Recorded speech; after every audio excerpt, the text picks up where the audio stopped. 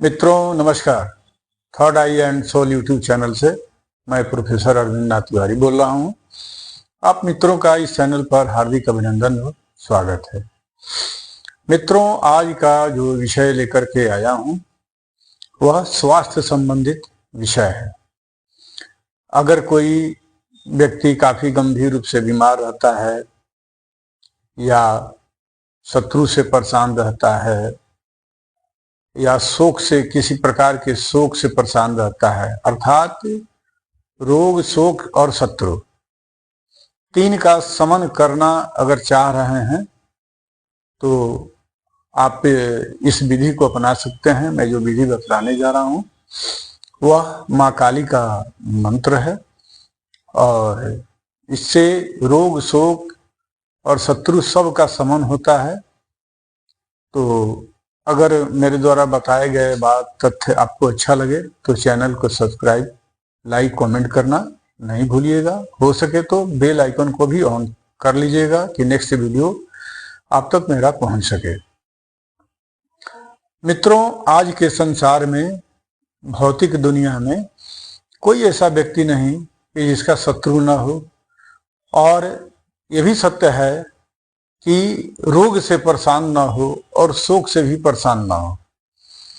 शोक अगर नहीं है किसी बात की तो रोग तो संभव है, अगर रोग नहीं है तो शत्रु जरूर है। हर व्यक्ति को आगे बढ़ने पर कोई ना कोई शत्रु मिल ही जाता है, चाहे वो ऑफिस का माहौल हो, चाहे पड़ोस का माहौल हो या घर का माहौल हो। तो इस सब से निजात पाने के लिए, सब का समन करने के लिए मैं जो विधि बताने जा रहा हूं वह माँ काली का एक मंत्र है। उस मंत्र का अगर आप सेवन करते हैं तो आप रोग, शोक और शत्रु से निजात पा सकते हैं।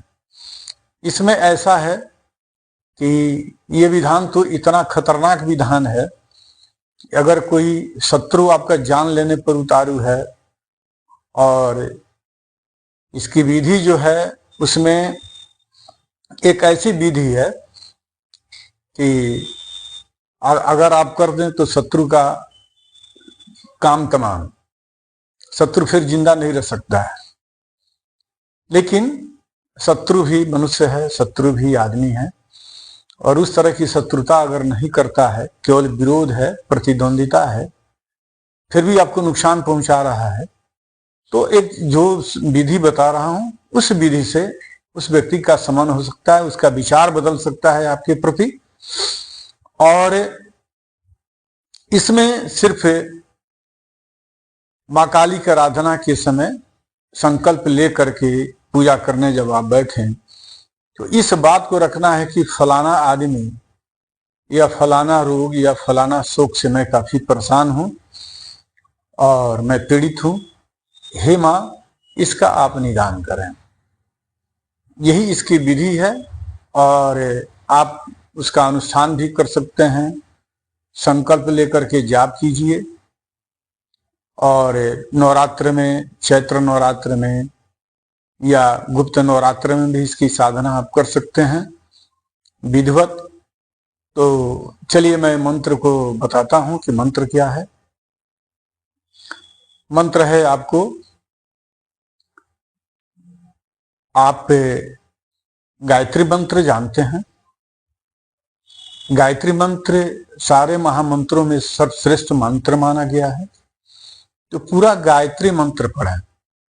ओम भूर्भुवस्सुवः तत्सवितुर्वरेण्यं भर्गो देवस्य धीमहि धियो यो नः प्रचोदयात्। और इस मंत्र के अंत में क्लीं क्लीं क्लीं क्लीं 4 बार यह कहना है, और माँ काली का ध्यान रखते हुए, आप जैसा कि जानते हैं कि गायत्री, माता गायत्री त्रिगुणी होती हैं, 3 स्वरूप होता है उनका प्रमुख रूप से। और तो माँ गायत्री का ध्यान करते हुए काली का स्वरूप होना चाहिए, स्वरूप माँ काली का स्वरूप का ध्यान कीजिए और मंत्र को आप जाप करते जाइए।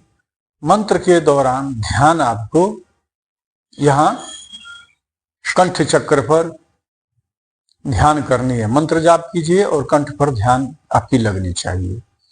आज्ञा चक्र पर इसमें ध्यान नहीं लगानी है, कंठ चक्र पर ध्यान लगानी है। निश्चित है कि जब आप संकल्प के साथ करेंगे तो आप अगर वही मान लीजिए, चाहे बीमारी के लिए करते हो, चाहे रोग के लिए, शत्रु के लिए करते हो, या कोई शोक है, तो इस मंत्र का सेवन कर सकते हैं आप। या मान लीजिए किसी को ऑफिस जल्दी जाना है, दुकान पर जल्दी पहुंचना है, समय अभाव है, तो आप ऐसा कर सकते हैं कि जाप के दौरान पहला जो दाना पर सुमेरु जहाँ मंत्र का, जहाँ माला का सुमेरु होता है, उस सुमेरु स्थान पर पूरा मंत्र पढ़ लें, 4 बार प्रणव लगा लें, क्लीम क्लीम।